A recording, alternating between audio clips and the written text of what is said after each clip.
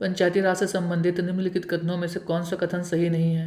पहला, पंचायती राज भारतीय ग्रामीण जीवन युगों से एक अभिन्न अंग है, जो कि सही है। दूसरा है 73वां संविधान संशोधन 15 अगस्त 1993 से प्रभावी हुआ, जो कि गलत है। 24 अप्रैल 1993 में तत्कालीन प्रधानमंत्री पीवी नरसिम्हा राव थे। बलवंत राय मेहता समिति प्रतिवेदन में पंचायती राज संस्थाओं के कितने स्तर का सुझाव दिया था? यह था 3। ग्राम, जनपद, जिला। जनपद जिसको पंचायत समिति भी कहा जाता है। बलवंत राय मेहता समिति को किसको अधिक शक्तिशाली बनाने का? उन्हें ग्राम पंचायत, जनपद पंचायत, जिला पंचायत में जनपद पंचायत जैसे पंचायत समिति कहा जाता है को अधिक शक्तिशाली बनाने का सुझाव दिया था। यह 5000 या उससे अधिक आबादी वाले क्षेत्रों से संबंधित है। पंचायती राज व्यवस्था में स्थानीय स्वशासन की व्यवस्था है ग्राम, ब्लॉक और जिला। ब्लॉक अर्थात जनपद, त्रिस्तरीय। बलवंत राय समिति प्रतिवेदन के अनुसार महत्वपूर्ण संस्था वही जनपद पंचायत समिति।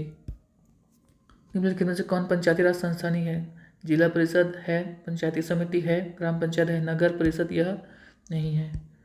पंचायती राज संस्थाओं के संगठन के 2 स्तर का सुझाव दिया था। यह दिया था अशोक मेहता समिति, जो कि 1977 में गठित हुई थी और अपनी रिपोर्ट 1978 में केंद्र सरकार को सौंप दी।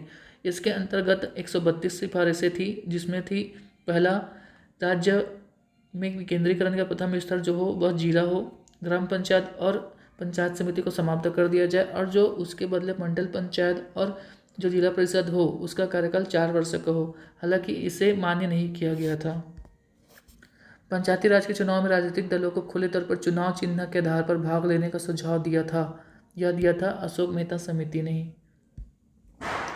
1977 में केंद्र सरकार ने पंचायती राज संस्था की कार्यप्रणाली और ढांचे में सुधार लाने के लिए किस समिति को नियुक्त किया था? अशोक मेहता समिति, जो अस्वीकृत कर दिया गया था।